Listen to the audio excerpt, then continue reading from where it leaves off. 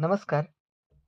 इयत्ता 4थी आणि 7वी शिष्यवृत्ती परीक्षा या वर्षीपासून नव्याने सुरू होणार आहे.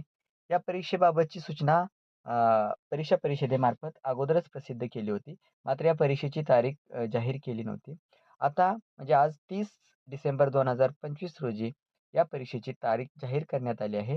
तर ही प्राथमिक शिष्यवृत्ती परीक्षा 4थी व उच्च प्राथमिक शिष्यवृत्ती परीक्षा इयत्ता 7वी ही रविवार दिनांक 26 एप्रिल 2026 ला होणार आहे आणि ह्याची जी फॉर्म भरण्याची मुदत आहे, ते नियमित शुल्कासह 30 डिसेंबरपासून 2 फेब्रुवारी 2026 पर्यंत आपल्याला ऑनलाईन याचे फॉर्म भरायचे आहेत.